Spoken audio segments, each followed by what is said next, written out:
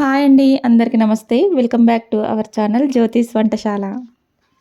ఈ రోజటి వీడియోలో నేను తాటి ముంజల పాయసం చేస్తున్నాను.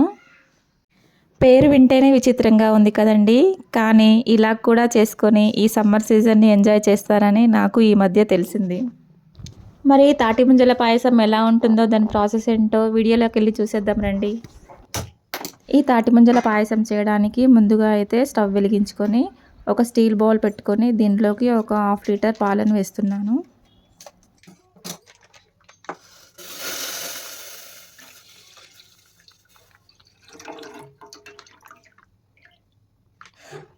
ఇలా పాలను వేసుకున్నాక కాస్త మరిగాక ఇప్పుడు కావాల్సినన్ని వాటర్ని ఈ పాలలోకి వేసుకొని 5-6 పొంగులు వచ్చే వరకు బాగా మరిగించాలి.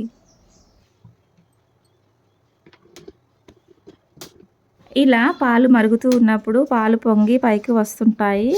స్పూన్తో కలుపుతూ బౌల్కున్న పాల మీగడని స్పూన్తో గీకుతూ పాలలోనే వేసుకుంటూ పాలను 15 to 20 మినిట్స్ పాటు మరిగించుకోవాలి.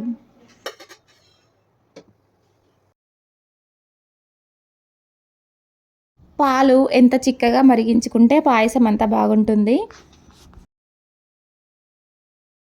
అలాగే ఇలా మరుగుతున్న పాలలోకి షుగర్ని వేస్తున్నాను. షుగర్ని మీరు తినేదాన్ని బట్టి వేసుకోండి. నేనైతే ఇక్కడ నేను వేస్తున్న టీ కప్లో సగం వేస్తున్నాను. నెక్స్ట్ ఈ పాలలోకి 1/2 టీ స్పూన్ ఇలాచీ పౌడర్ వేస్తున్నాను. ఇలాచీ పౌడర్ కూడా ఈ పాలలోకి వేసుకున్నాక ఈ పాలను ఒకసారి స్పూన్తో బాగా కలిపి స్టవ్ ఆపేసి ఇక ఈ పాలను టోటల్గా కూల్ చేసుకోవాలి. తర్వాత కొన్ని బాదం కాజులని ఇలా ఒక చిన్న రోలులోకి వేసుకొని వీటిని చిన్న చిన్న ముక్కలుగా చేసుకొని నెయ్యిలో వేయించుకోవాలి. ఇలా బాదం కాజులే కాకుండా మనకు నచ్చిన డ్రై నట్స్ని వేసుకోవచ్చు.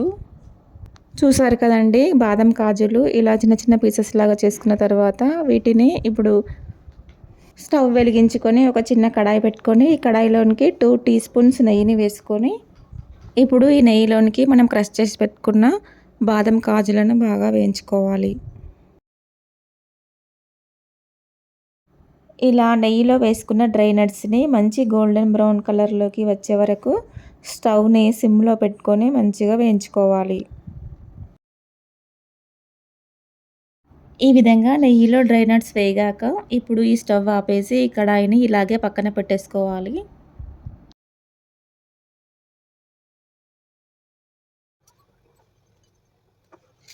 నెక్స్ట్ తాటి ముంజల పాయసం కోసం 6 తాటి ముంజలను తీసుకున్నాను. ఇప్పుడు వీటిపై ఉన్న చెక్కు మొత్తం సెపరేట్ చేసేసుకోవాలి.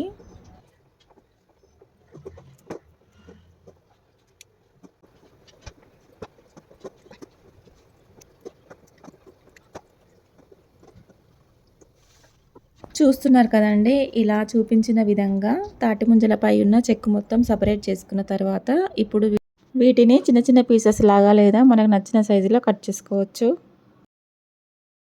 తాటి ముంజలు హెల్త్కి చాలా మంచివి. అలాగే షుగర్ వద్దనుకున్న వాళ్ళు షుగర్ ప్లేస్లో హనీనైనా వేసుకొని ఈ తాటి ముంజల పాయసం చేసుకోవచ్చు.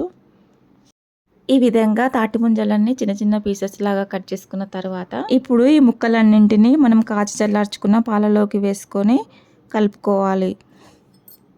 పాలు పూర్తిగా చల్లార్చిన తర్వాత మాత్రమే ఈ తాటి ముంజలను పాలల్లో వేసుకొని కలుపుకోండి. తాటి ముంజల ముక్కలను కలుపుకున్న తర్వాత వేయించి పక్కన పెట్టుకున్న బాదం కాజులను కూడా నెయ్యితో సహా అలాగే వేసుకోవాలి.